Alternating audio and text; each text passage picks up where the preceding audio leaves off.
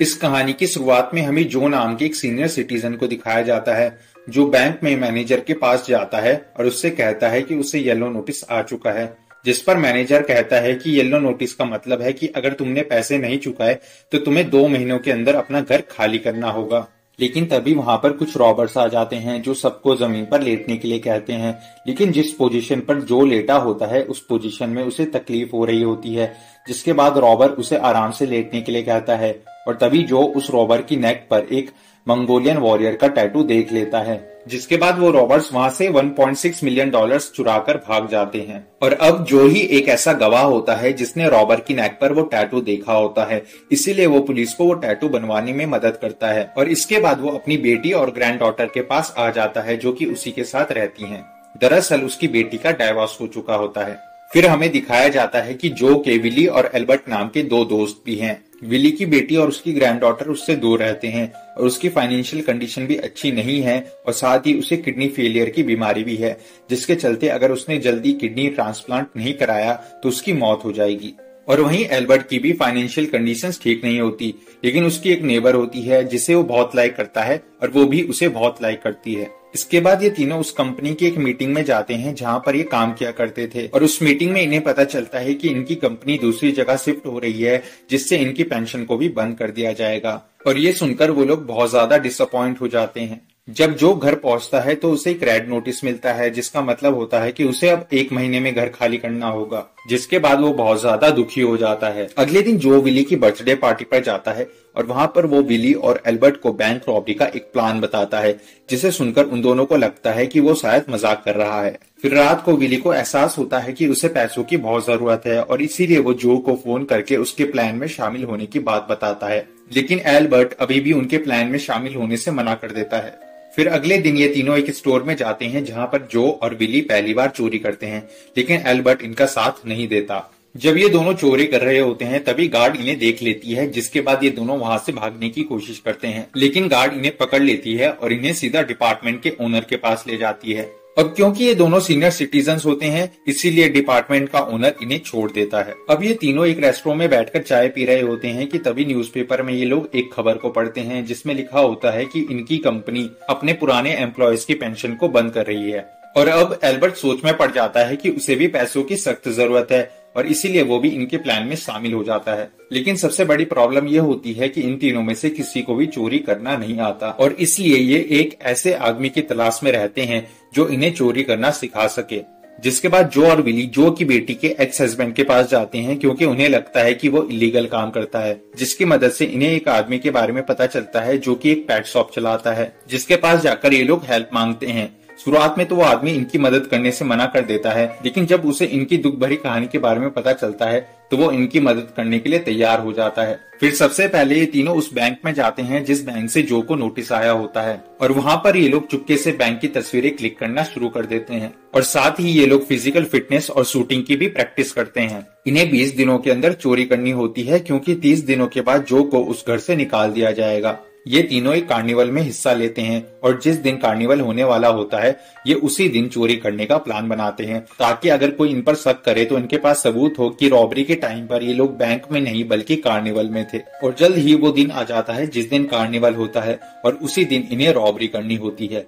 ये तीनों कार्निवल में वॉलंटियर के तौर पर काम कर रहे होते हैं। फिर कुछ समय बाद ये तीनों चुपके से अपना गेटअप चेंज करके वहां से निकल जाते हैं। सबसे पहले ये लोग कार्निवल से एक कार चोरी कर लेते हैं और उसी कार से ये लोग रॉबरी के लिए जाते हैं। इनके पास गन्स तो होती हैं लेकिन उसमें गोलियां नहीं होती क्योंकि ये लोग नहीं चाहते कि ये लोग गलती से भी किसी को मार डालें। अब ये लोग मास्क पहनकर बैंक में जाते हैं और सबको गन पॉइंट पर लेकर नीचे झुकने के लिए कहते हैं।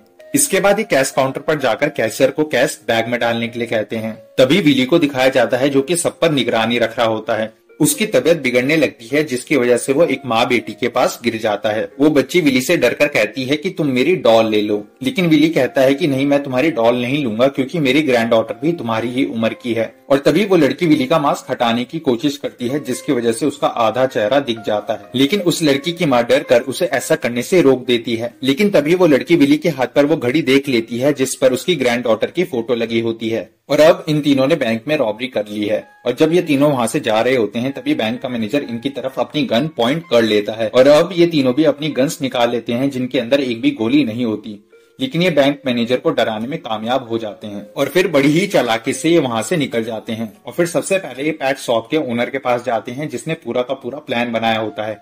ये सारे के सारे पैसे उसे दे देते हैं और उसके बाद वहां से चुपचाप कार्निवल में चले जाते हैं। कार्निवल में बहुत सारे कैमरास लगे होते हैं जिनमें इनकी फुटेज रिकॉर्ड हो रही होती है। वहीं दूसरी तरफ बैंक में FBI पहुंच जाती है जो कि CCTV फुटेज देख रही होती है जिसमें छोटी लड़की बिली का मास्क हटा देती है, जिसकी वजह से FBI को पता चल जाता है कि ये तीनों 60+ के हैं और ये उनकी फुटेज को इंटरनेट पर भी डाल देते हैं जिससे जो कोई भी इनकी चाल ढाल की मदद से इनको पहचान सके वो उनको कांटेक्ट कर ले। वहीं दूसरी तरफ विली की तबीयत खराब हो जाती है और हॉस्पिटल ले जाने के बाद इन्हें पता चलता है कि उसकी किडनी फेल हो चुकी है और उसे जल्द से जल्द एक नई किडनी की जरूरत है। दरअसल ये बात विली ने जो और एल्बर्ट को नहीं बताई होती, जिसके बाद वो दोनों बहुत दुखी हो जाते हैं और फिर एल्बर्ट फैसला करता है कि वो अपनी एक किडनी विली को दे देगा जिससे वो जल्द ही ठीक हो जाएगा। और वहीं दूसरी तरफ हम देखते हैं कि FBI उस डिपार्टमेंट स्टोर तक पहुंच जाती है जहां जो और विली ने चोरी करने की कोशिश की थी। FBI स्टोर की फुटेज और बैंक की फुटेज को मिलाकर उन तीनों के चलने के स्टाइल को मैच करने की कोशिश करती है जिसमें जो पकड़ा जाता है।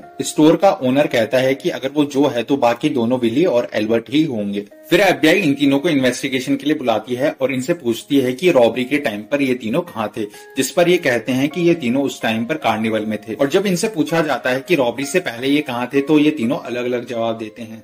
ये भी इनके प्लान का हिस्सा होता है। ये तीनों जानबूझकर अपने अपने फैमिली मेंबर्स के साथ टाइम स्पेंड करते हैं, जैसे जो अपनी फैमिली मेंबर्स के साथ होता है और एल्बर्ट अपनी नेबर के साथ होता है और वहीं विली एक रेस्टोरेंट में होता है। उन्हें फिर भी इन पर शक होता है। उनके पास एक गवाह होती है जो कि वही छोटी बच्ची होती है जो कि बैंक में विली का मास्क हटाने की कोशिश करती है और वो विली को उसकी घड़ी देकर पहचान लेती है, लेकिन वो FBI को साफ मना कर देती है। वो कहती है कि इन तीनों में से वो कोई भी नहीं है, जिसके बाद FBI को मजबूरन इन तीनों को छोड़ना पड़ता है। इसके बाद विली का भी ऑपरेशन हो जाता है। एल्बर्ट उसे अपनी किडनी दे देता है जिससे वो पूरी तरह से ठीक हो जाता है। वहीं जो से मिलने के लिए पेट शॉप का ओनर आता है जो उसे उसके हिस्से का 25% अमाउंट देता है, लेकिन वो ये कहकर मना कर देता है कि वो बड़ों से पैसे नहीं लेता। जिसके बाद जो समझ जाता है कि वो वही आदमी है जिसने उस दिन बैंक में रॉबरी की थी, क्योंकि उस दिन जब जो जमीन पर लेटा होता है और उसे उस पोजीशन में तकलीफ हो रही थी तब वो रॉबर उसे कहता है कि आप आराम से लेट जाइए और वो ये भी कहता है कि हमें अपने सीनियर सिटीजन्स का ध्यान रखना चाहिए। जिसके बाद जो उसे कहता है कि मैंने तुम्हें पहचान लिया, लेकिन तुम्हारा वो मंगोलियन टैटू कहाँ चला गया। जिसके बाद वो कहता है कि वो टैटू उसने जानबूझकर बनवाया था ताकि पुलिस और FBI उसी टैटू वाले को ढूंढती रहे। फिर थोड़ी देर बाद वहां पर FBI एजेंट भी आ जाता है जो कि जो का पीछा कर रहा होता है। वो देखता है कि वहां पर एक बॉक्स रखा हुआ है, लेकिन उसमें पैसे नहीं बल्कि एक पपी होता है जो कि वो पेट शॉप का ओनर लेकर आया था। फिर बाद में हम इन तीनों को एक रेस्टोरेंट में खाना खाते हुए देखते हैं और इनके जाने के बाद वेट्रेस को वहां पर कुछ पैसे मिलते हैं जो कि इन तीनों ने ही उसके लिए रखे होते हैं। दरअसल वो वेट्रेस उनके साथ हमेशा अच्छा बर्ताव करती थी और उसके उसी अच्छे बर्ताव के लिए जो वहां पर कुछ पैसे छोड़ देता है। साथ ही वो तीनों कुछ पैसे ओल्ड एज होम को भी डोनेट कर देते हैं और अंत में हमें दिखाया जाता है कि एल्बर्ट और उसकी नेबर शादी कर लेते हैं और इसी के साथ ये मूवी यहीं पर खत्म हो जाती है।